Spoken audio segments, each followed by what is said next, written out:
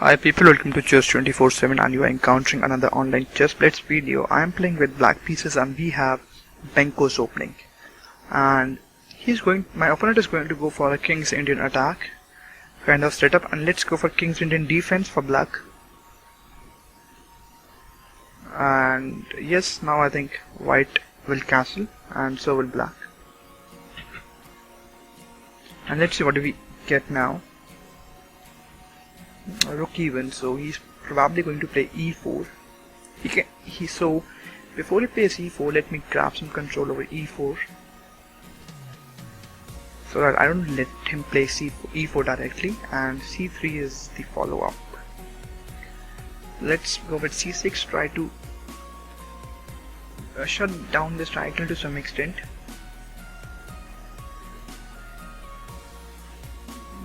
d3. Okay, so now e4 is still not possible. It is possible right now, but let me just develop and gain some more control over e4. I think the fight is right now for the e4 square, and we have knight h4.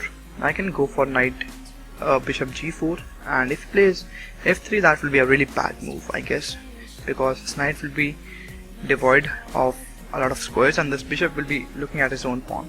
But let's now just play bishop d7, and if he wants to play e4, I will let him do. Okay,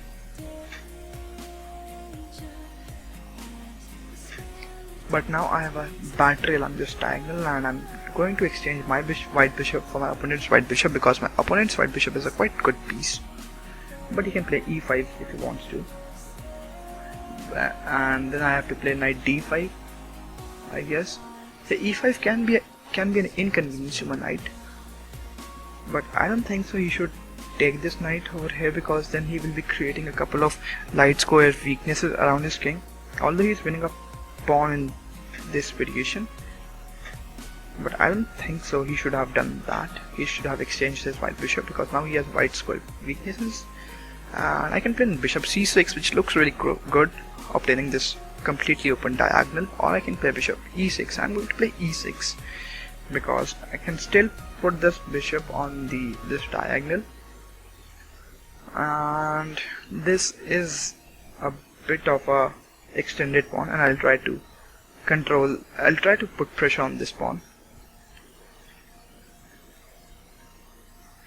And we have f4. Okay, f4 protects the pawn, but he's creating a lot of weaknesses around his king.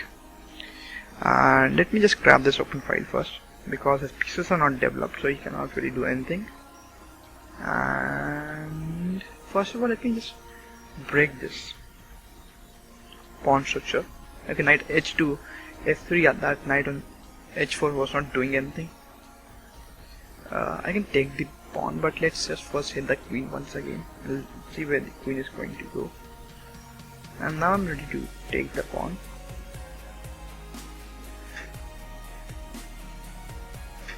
And let's stop the pawn. In this way I'm protecting the bishop, although he can play c4 in a moment, but my bishop is not trapped because I can take the f3 knight. And yeah, it's really essential to capture with the knight, otherwise this pawn would fall. So what else? Let's just develop our queen. Okay, bishop f4, and get the knight out, because then I will be hitting this pawn. And what's the best way to protect the pawn? Okay, b3, but now I have tremendous control over this d5. He's challenging this control. Let's head towards an endgame, but now I'm winning back my pawn.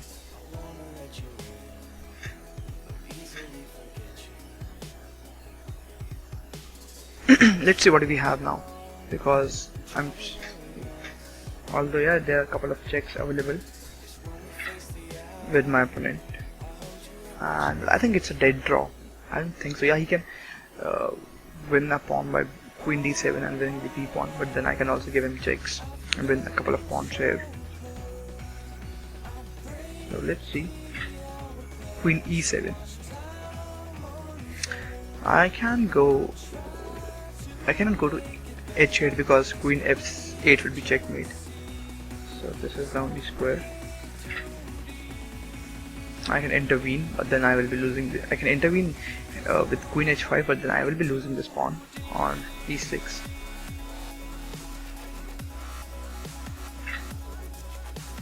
Okay, is he going to repeat the moves? Because if so, then I'm going to offer him a draw.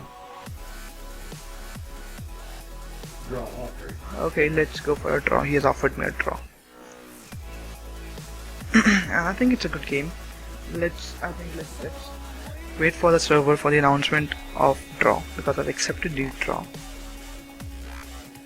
And I think there are some internet issues with my opponent. Let's go back once again. I'm accepting it as a draw. Maybe I am having some internet issues.